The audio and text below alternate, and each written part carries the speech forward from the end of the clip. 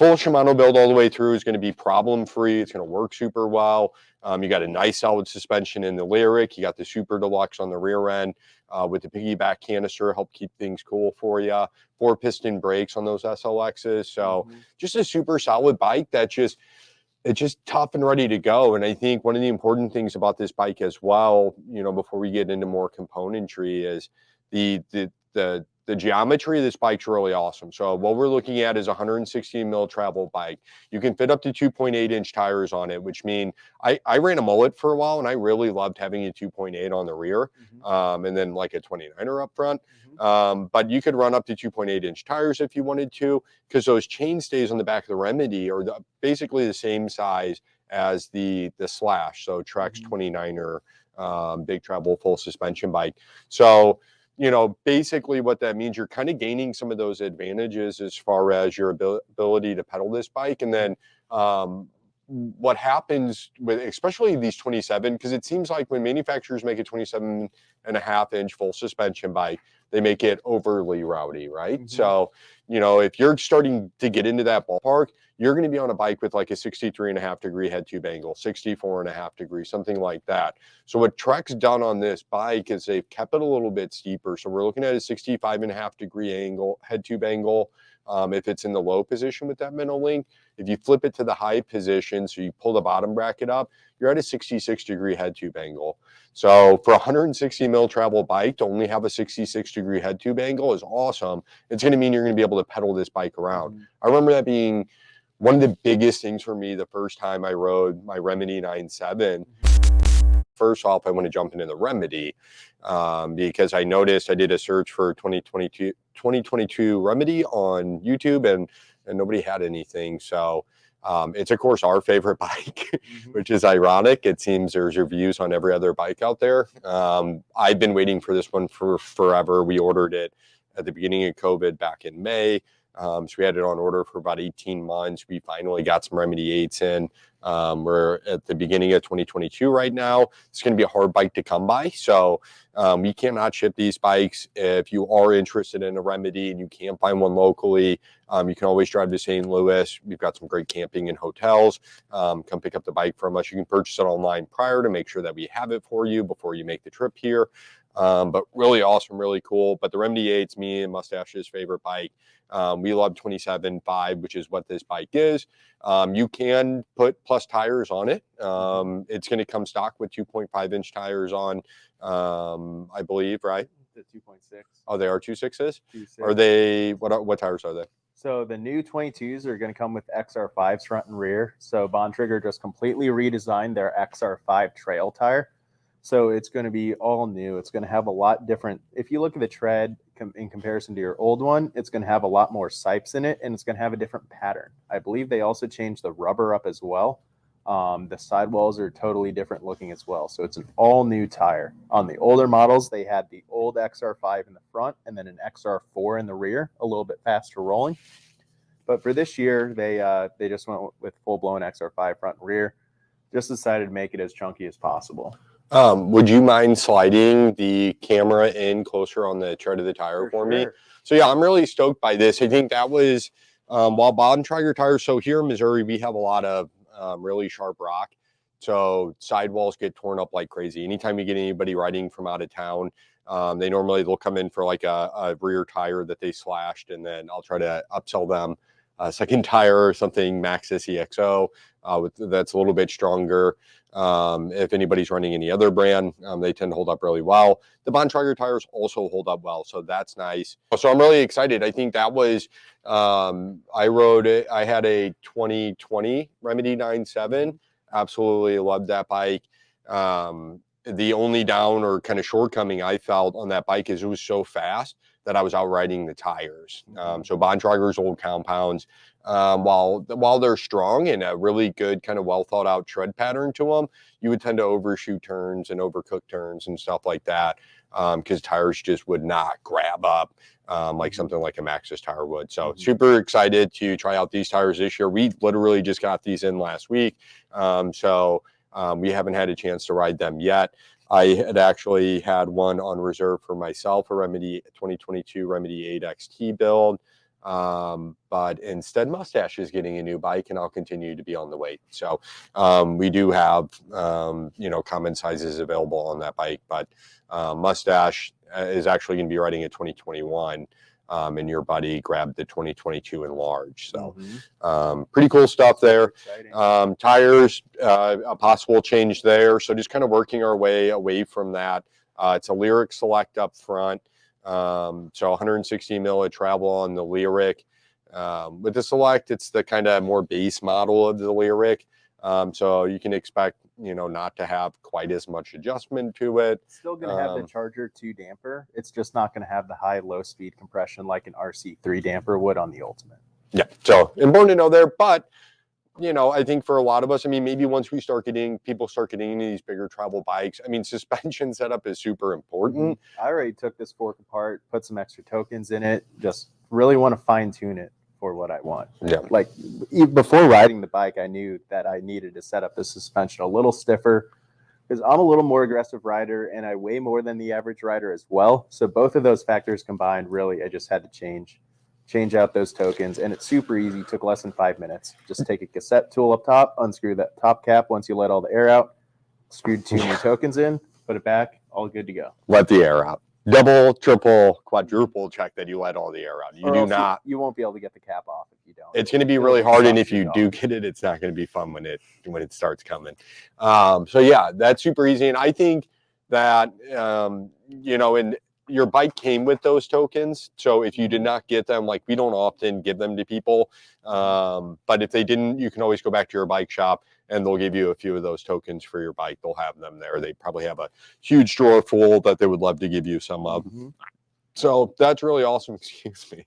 But yeah, I think just in general with forks and bigger travel bikes, for an average rider, for an everyday rider, kind of setting up stiffer is better anyway. And how do you feel, since you're a bit more kind of a jumpy rider, you still, I guess, kind of similar to your DJ bike, want a really stiff suspension because it's going to kind of allow you to hit a little bit harder and not bottom off the fork completely? This is my first suspension trail bike. On my first hardtail trail bike, with the stock suspension setup, I was having some kind of weird issues. Like whenever I'd huck off a drop or a jump or anything, and my fork was not almost all the way stiff, it would just bottom out super harshly. Threw a couple extra tokens in that, played with the compression, the air pressure, was able to get that worked out pretty well. So going from a dirt jump fork that's super stiff and really doesn't move that much under small bumps to something that's incredibly plush like this, it's a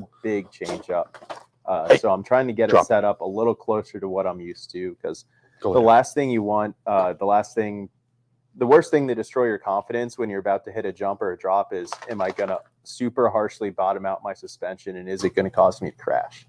Because if your suspension's way too soft and you hit something way too big, it's not going to be fun for you, your bike, and your suspension internals. It's just, you really just want to make sure that your suspension is set up for you, your weight, and your style of riding. Yeah, super important. And if you're not real well versed on suspensions and you don't know where to start at, jump on Trek's website, go to the Remedy 8. They have a suspension calculator on their website. Yep. Shows you shock pressure, fork pressure, and it tells you how many clicks to run on your compression and rebound as well. If you're not familiar with changing the clickers on your suspension, it's super nice. It tells you exactly how to do it, and it'll tell you how it actually affects your bike. And you can really fine tune your suspension. Once you learn what the clickers do, you can learn how they affect your riding, and you can listen for that feedback when you're riding. Yeah, big advantage if you're looking for any Trek full suspension bike. Not every manufacturer is going to have it kind of where you can put in all your details. Maybe there's a graph in the owner's manual. Maybe you got to call them and, have a phone conversation. RockShox has the app. It tells you what air pressure and tells you how many clicks to run it at, but it doesn't tell you like the air pressure. When you go to the Trek suspension calculator on trekbikes.com, it tells you what tire pressure to run, different pressure front and rear. and your suspension setup. So if you just have any questions about how to set up your bike, Trek will take care of you if you can't go into your local bike shop. Dude, I think that is my favorite thing about the Remedy 8 XT is the bike I want. It's the bike you want. It's the bike that we think is the overall best value, strongest, toughest bike. You know, maybe you know, the fork's fine. Maybe, you know, there you could obviously do a little bit better there. But this bike is solid out of the box. It's got with the XT derailleur, XT shifters, or is it SLX shifters? XT shifter and SLX brakes. Okay, SLX brakes, yeah. So full Shimano build all the way through is going to be problem-free. It's going to work super well. You got a nice solid suspension in the Lyric. You got the Super Deluxe on the rear end with the piggyback canister, help keep things cool for you. 4-piston brakes on those SLXs. So just a super solid bike that it's just tough and ready to go. And I think one of the important things about this bike as well, you know, before we get into more componentry, is the geometry of this bike's really awesome. So what we're looking at is a 116 mil travel bike. You can fit up to 2.8-inch tires on it, which mean I ran a mullet for a while and I really loved having a 2.8 on the rear, and then like a 29er up front. But you could run up to 2.8-inch tires if you wanted to, because those chainstays on the back of the Remedy are basically the same size as the Slash. So Trek's 29er big travel full suspension bike. So, you know, basically what that means, you're kind of gaining some of those advantages as far as your ability to pedal this bike. And then what happens with, especially these 27, because it seems like when manufacturers make a 27.5-inch full suspension bike, they make it overly rowdy, right? So, you know, if you're starting to get into that ballpark, you're going to be on a bike with like a 63.5-degree head tube angle, 64.5 degrees, something like that. So what Trek's done on this bike is they've kept it a little bit steeper. So we're looking at a 65.5-degree angle, head tube angle. If it's in the low position with that middle link, if you flip it to the high position, so you pull the bottom bracket up, you're at a 66-degree head tube angle. So for a 160 mil travel bike to only have a 66-degree head tube angle is awesome. It's going to mean you're going to be able to pedal this bike around. I remember that being one of the biggest things for me the first time I rode my Remedy 9.7. As I got on it and it felt super tall. I was like, oh, why do I feel like on top of this bike and, you know, really in a powerful position? I was able to pedal it great, did great uphills, just kind of charged everywhere. And I felt like the bike always wanted to charge forward. Reason being, I'm not slacked out and sitting all the way back on that bike. So, of course, it is charging forward. So, really dope. But then when you turn it downhill, it's got the APB. So, your rear wheel's tracking like crazy. You're keeping contact with the ground with both wheels. And then that 160 mil of suspension, especially if you set it up stiff, it's just going to soak up everything you put to it. So, really cool. And it kind of makes you think about a little bit. It's like, okay, when I love slack bikes, don't get me wrong. I don't want to ride around on a 67.5-degree head tube cross country. We call it cross country now. 3 years ago, it wouldn't have been. But this bike is built really cool because you do have that big travel and you're still at, I mean, it's still slack at 66 degrees. It really does walk that fine line between trail bike and full-blown enduro bike. I mean, this is a bike that I plan on taking down to Shepherd. I plan on running the rowdiest stuff that I can find on it. Shepherd, Windrock, out west, already planning a trip out to North Carolina. There's just going to be a lot of cool stuff. So I'll be able to just power down hills, just let it rip wide open. But also, if I do ride on some of the more cross-country trails around here that are a bit more pedally, I'm not really going to feel like it's just a big pig, like a tractor, like the bike that I have now. Video. Okay. But anyhow, let's jump back in the Remedy because, again, people are going to be here to hear us talk about that. So straight down tube as far as the frame goes. It's got that straight shot down tube, so that also increases the stiffness. Again, what makes that bike feel like it's a 29er as far as when it climbs. So really dope, but it's still this like nimble bike because it's only got 27.5 wheels on it. Absolutely love Remedies. I think they're the coolest bike out there. APB again keeps a rear wheel on the ground. And then is that a press fit bottom bracket? It does. Yep. It has. So still press fit bottom bracket on the Remedies. So that's important to know. The 2022 Slashes have gone to a threaded bottom bracket. I believe the Fuel's on a threaded bottom bracket now. Mm-hmm. The Roscoe 6 is on a threaded bottom bracket. Threaded's definitely the way to go. It's so much easier to service. You don't have to worry about busting your frame every time you do it. It's just so much easier on you if you're doing it yourself, or the mechanic if you take it someplace. It's just going to be a lot quicker turnaround time. Yeah, and then, you know, it's not a big deal. We can always take care of it at the shop for you. We have the right tools to handle that. It's a quick and easy job for us.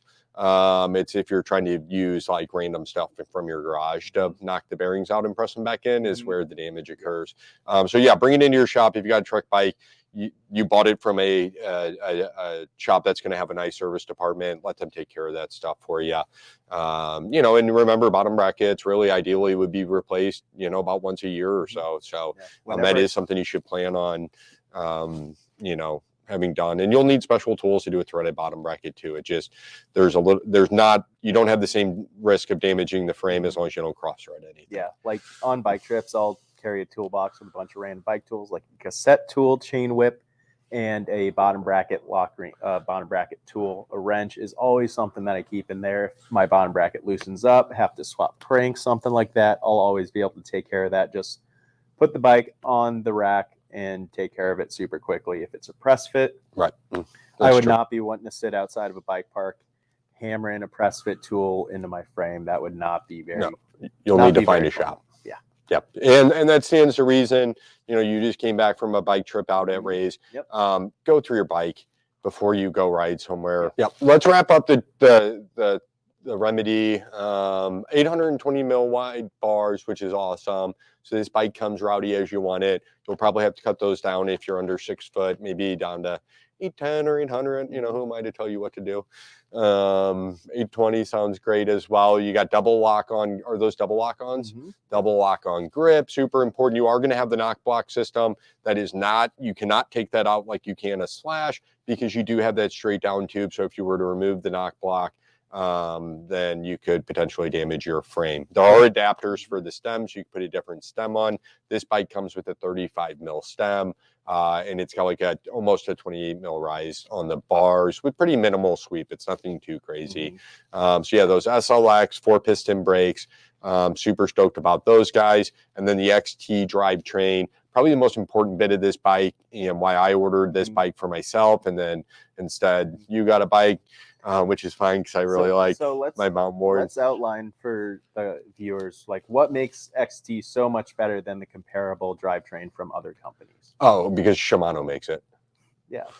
It has some cool features though that other brands don't have. I mean, you can shift under load. You absolutely can with the new XT. You need an XT derailleur, an XT shifter, an XT cassette, and I would say an XT chain. I would not full XT. Don't mess around. Yeah, and of course, right now it's insanely hard to get all these parts. So if you are looking to do a build, or maybe you're looking to upgrade your 2021 Remedy from SRAM or something like that, just know you're going to need all those. If you try getting goofy with it and mix and match and things on these new 12 speeds, it's never going to work right, and it's not going to perform the way it was intended.